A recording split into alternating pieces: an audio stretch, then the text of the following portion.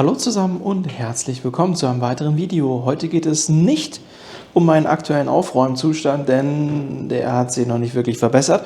Deswegen auch bitte ignorieren, wie chaotisch das da hinten aussieht. Technisch funktioniert es alles, aber ich muss noch einiges an Kabelmanagement bewerkstelligen. Aber darum geht es jetzt heute nicht. Heute geht es um ein Produkt von Ubiquiti und zwar um den CloudKey Generation 2.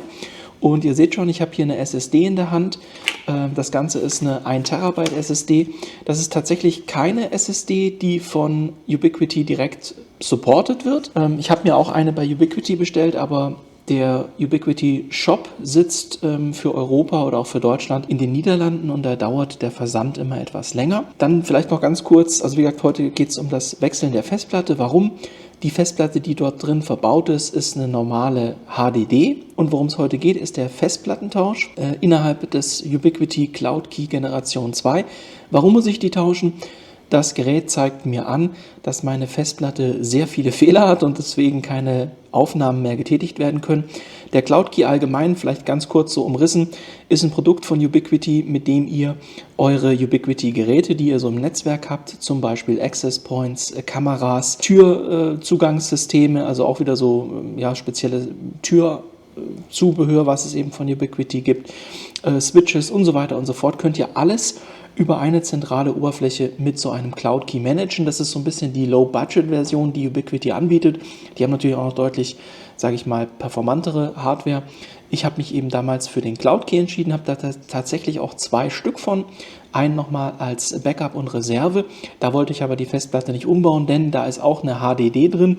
Also hier ist sozusagen noch eine echte Harddisk verbaut, also keine Solid State wie das, wo ich jetzt tauschen werde.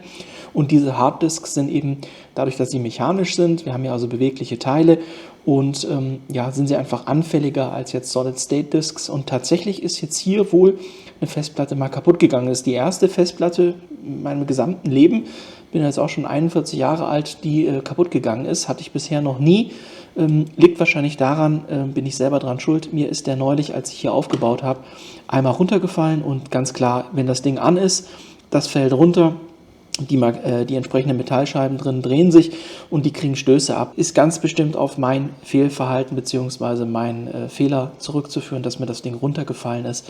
Jetzt, wie gesagt, ist die Festplatte eben so beschädigt, dass zum Beispiel für meine Kameras keine Aufnahmen mehr getätigt werden können.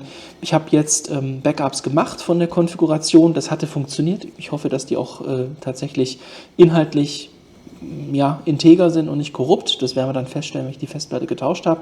Und jetzt zeige ich euch einmal in der Web-Oberfläche, dafür gehen wir an den Computer, wo diese Informationen zu finden sind, dass die Festplatte beschädigt ist und getauscht werden muss. Und danach tauschen wir die Festplatte. Ich stelle die Konfiguration hoffentlich wieder her und dann schauen wir mal, wie es läuft. Jetzt aber erstmal an den Computer.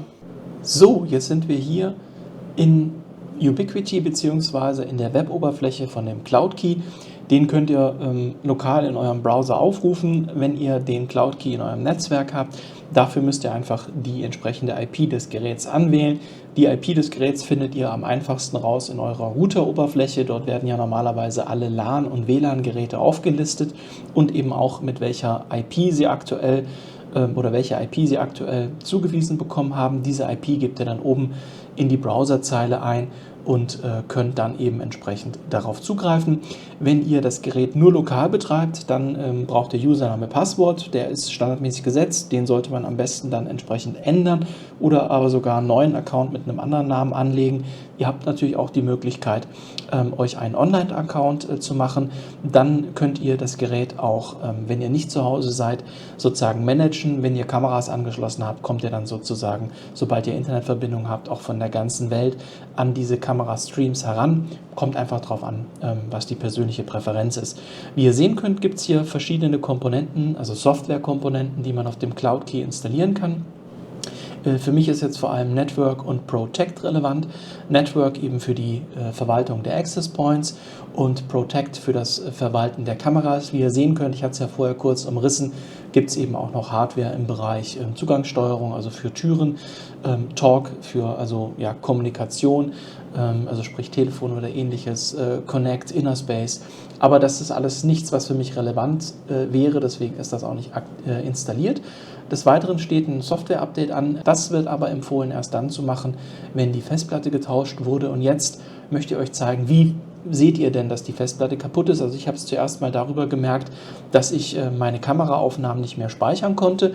Und hier in der Weboberfläche, wenn ihr da unten links in der Navigation auf das Einstellrad geht und dann hier von eurem jeweiligen Cloud Key das Control Plane anwählt, habt ihr eben hier diese Übersicht und hier oben ist eben auch der Bereich Storage. Und wenn wir da jetzt drauf zugreifen, dann sehen wir hier Storage at risk of failure. Replace drive as soon as possible before unexpected failure results in data loss. Der Data Loss ist tatsächlich schon da, also ich kann auf keine der gespeicherten Videoinhalte mehr zugreifen. Wenn ich die Festplatte ausgebaut habe, werde ich versuchen, sie hier am Computer mal anzuschließen und zu schauen, ob ich da noch was retten kann.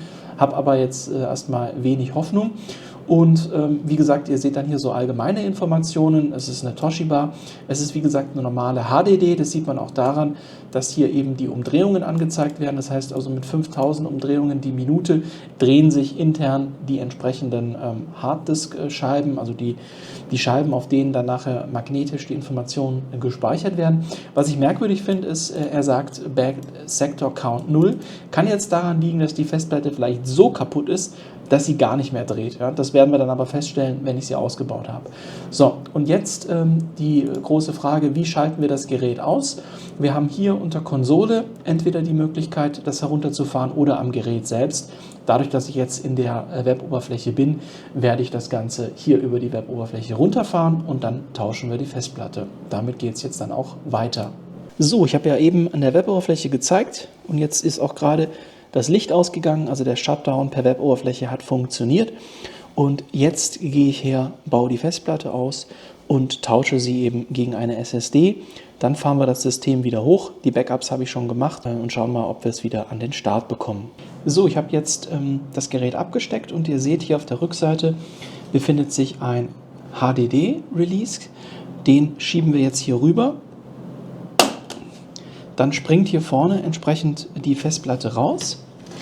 Wie gesagt, da ist jetzt eine echte Festplatte verbaut, eben mit mechanischen, beweglichen Teilen. Für gewöhnlich sind die hier an der Seite irgendwo verschraubt. Sieht jetzt hier aber auf den ersten Blick nicht so aus. Das heißt, theoretisch müsste ich die einfach in Anführungszeichen rausgeschoben bekommen oder rausgenommen bekommen. Wahrscheinlich muss ich hier die Seiten ein bisschen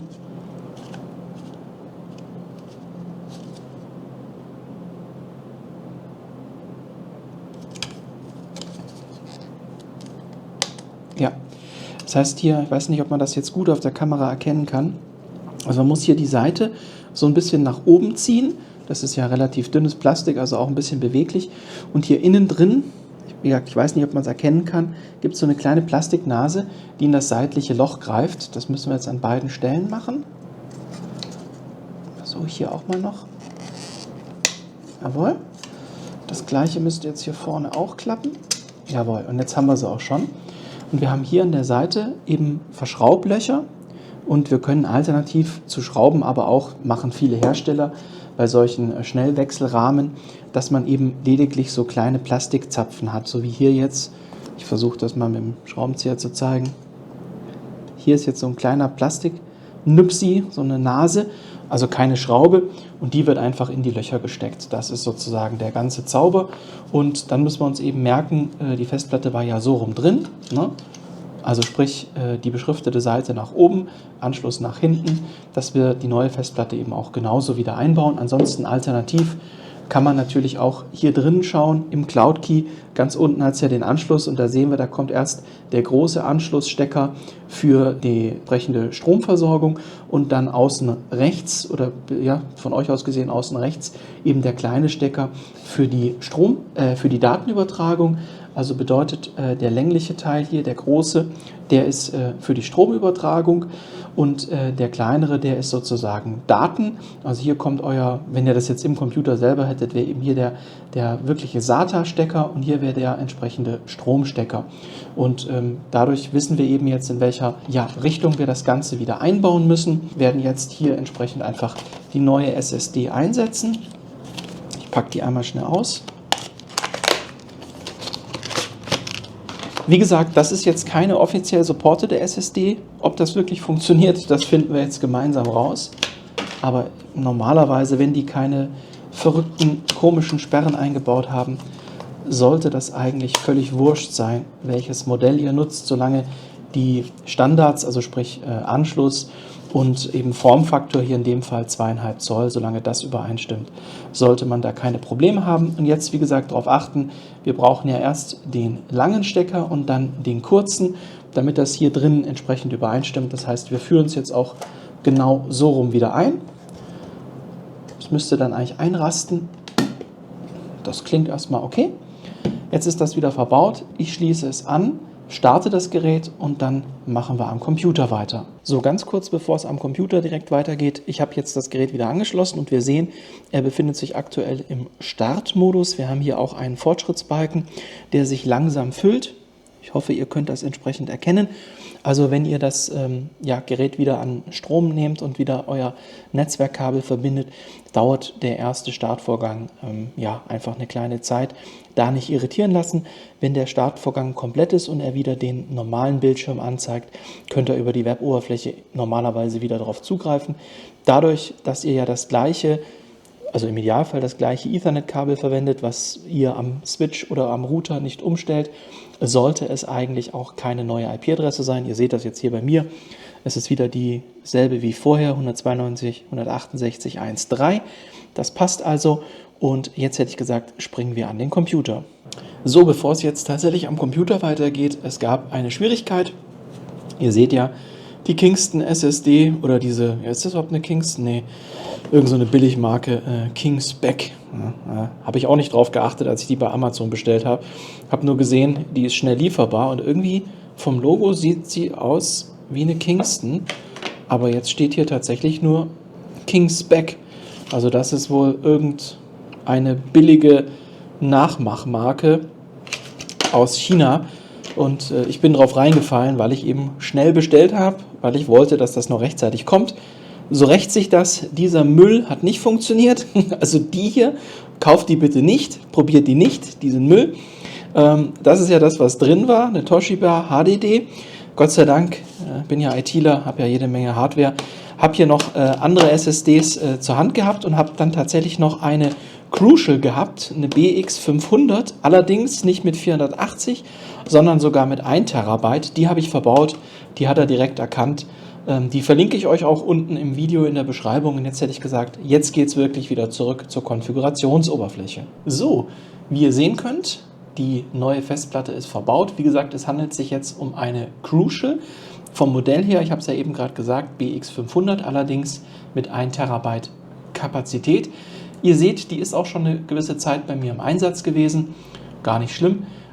Wird hier auch als voll operational erkannt, also sozusagen komplett betriebsbereit. Hervorragend. Und jetzt hätte ich gesagt, werden wir das Ganze einmal neu formatieren, nur zur Sicherheit, damit da sozusagen jetzt, ich bin mir nicht sicher, wie gesagt, die war in meinem Bestand, ich hatte sie nicht beschriftet, keine Ahnung, ob sie wirklich leer war. Sieht jetzt nicht ganz leer aus, deswegen werde ich sie jetzt einmal neu formatieren. Das dauert einen Moment und dann müsste sie einsatzbereit sein. Und entsprechend müsste dann danach auch es wieder möglich sein, dass ich mit meinen Kameras die entsprechenden Bewegungsalarme auch wieder aufzeichnen und persistieren kann. Also das war jetzt sozusagen mal im Groben der Abriss, wie das mit dem Festplattentausch läuft. Wie gesagt, ihr könnt das Gerät entweder softwaretechnisch über die Konsole runterfahren oder eben, wenn ihr den Ausschalter entsprechend länger drückt, und den Tausch habt ihr jetzt auch gesehen. Es gab ja jetzt noch den Hinweis von mir, dass es diese billigen SSDs aus China, diese Nachbau-SSDs, dass die scheinbar nicht kompatibel sind, Crucial eben schon. Und ja, damit ist sozusagen der Prozess abgeschlossen. So könnt ihr die Festplatte tauschen. Müsst eben aufpassen, dass ihr ein kompatibles Modell verwendet oder halt eine Festplatte von Ubiquiti kauft. Da ist halt, wie gesagt, das Problem mit den Lieferzeiten, weil die aus den Niederlanden versenden, dauert das immer ein bisschen länger. Zum anderen sind die Festplatten im Ubiquiti Store auch tatsächlich ein bisschen teurer als jetzt, wenn man sie Aftermarket kauft. Also sprich, diese Crucial SSD ist deutlich günstiger zu bekommen.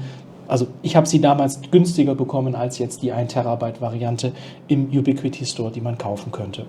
So, insofern sind wir mit dem Thema durch. Ich werde jetzt noch probieren, ob ich an Daten rankomme auf der alten HDD. Dafür packe ich euch jetzt nochmal sozusagen in die Realität, weg vom Bildschirm und zeige euch, wie ich die entsprechende alte HDD mal eben schnell mit meinem Computer verbinde. Dann gucken wir drauf, ob wir irgendwas an Daten erkennen können. So, wie ihr sehen könnt, ich habe die Festplatte jetzt entsprechend mit dem Computer verbunden. Dafür nutze ich hier so ein Dock für 2,5 Zoll Festplatten mit SATA-Anschluss. Das heißt, die bekommt jetzt über USB. Habe ich hier ein USB-C-Kabel, was zu meinem Computer geht und dort eben mit Adapter, weil jetzt hier halt USB-A, brauche ich halt einen Adapter von USB-A auf USB-C. Und das habe ich jetzt gemacht. Die ist in Windows angeschlossen. Ich habe sie jetzt auch einmal als Laufwerk in Windows registriert, erstmal ohne Formatieren, und habe dann mit meinem Datenrettungsprogramm versucht, darauf zuzugreifen. Leider hat das dann gemeldet, dass ohne Formatierung es auf den Datenträger nicht zugreifen kann, was aber jetzt bei so einem echten physischen magnetischen Datenträger gar nicht so schlimm ist. Ich habe da jetzt eine Schnellformatierung durchgeführt, das heißt, er hat nur den Index sozusagen zurückgesetzt, also er hat jetzt keine Bereiche auf der Festplatte überschrieben, wo normalerweise Daten sind, sondern eben nur den Indexbereich. Bedeutet, die alten Datenstände könnten mit hoher Wahrscheinlichkeit noch lesbar sein. Den Datenträger habe ich in Windows entsprechend über die Datenträgerverwaltung eingerichtet und dem einen Laufwerksbuchstaben zugewiesen. Und dafür springen wir jetzt nochmal ganz kurz in die Computeransicht und da kann ich euch das dann nochmal im Detail ein bisschen näher erläutern. So, wie ihr sehen könnt, hier im Hintergrund die Datenträgerverwaltung. Da habe ich jetzt, also Windows hat den Datenträger dann erkannt, war natürlich entsprechend nicht in einem Zustand, dass Windows damit umgehen konnte. Habe, wie gesagt, erstmal keine Formatierung gemacht, sondern lediglich das Ganze als einfaches Volumen zugewiesen mit einem Laufwerksbuchstaben. Dann konnte aber mein Backup-Programm Recuva nicht darauf zugreifen. Das heißt, ich musste doch eine Schnellformatierung machen. Wie eben erwähnt, werden da ja aber nur die Indizes zurückgesetzt. Das heißt, es werden keine wirklichen Daten überschrieben auf den Datenträger. Und jetzt läuft eben so ein Deep Scan, wie ihr sehen könnt. Es wird relativ lange dauern. Was ich positiv finde, die Festplatte macht erstmal keine auffälligen Geräusche. Also was ich schon bei Bekannten hatte, wenn die mit kaputten Festplatten zu mir gekommen sind und ich da Datenrettung gemacht habe, hatte ich es halt teilweise, dass man wirklich gehört hat, dass während der Drehungen es gewisse Bereiche gab, wo der Lesekopf einfach nicht sauber arbeiten konnte. Das habe ich bisher noch nicht wahrgenommen. Also vielleicht kann er ein bisschen was an Daten retten. Es ist jetzt auch nichts wirklich Weltbewegendes da drauf. Lediglich ein paar Aufnahmen von früher von meiner Bewachungskamera. Aber ich möchte es einfach rein informativ noch rausfinden. Solange werden wir jetzt natürlich nicht warten. Es ging jetzt auch nur darum, euch das zu zeigen. Also mit so einem externen Gerät könnt ihr die Festplatte eben verbinden, sie dann hier in der Computerverwaltung in Windows, bei der Datenträgerverwaltung entsprechend Volumen zuweisen und wenn eben nicht anders möglich wie bei mir, müsst ihr eben eine Schnellformatierung machen. Da ist aber, wie gesagt, selbst wenn ihr eine Vollformatierung machen würdet, ist noch nicht Hopfen und Malz verloren, weil ja diese, sage ich mal, alten Zustände auf einem physischen, magnetbasierten Datenträger durchaus auch, sage ich mal, wieder rekonstruiert werden können. Also bis zu 3, 4, 5 Mal kann es sein, dass man einen Sektor neu überschreiben muss, bevor der ursprüngliche Zustand sozusagen wirklich verloren ist. Also das ist halt der, sage ich mal in Anführungszeichen, große Vorteil bei so klassischen magnetischen Datenträgern. Da ist eine Datenrettung noch eher möglich als jetzt bei einer kaputten SSD oder ähnlichem. Insofern war es das fürs heutige Video. Kurzes technisches Video. Ich hoffe, es war was Hilfreiches dabei. Würde mich freuen, wenn ihr auch beim nächsten Mal wieder einschaltet. Bis dahin, euch eine gute Zeit und ciao.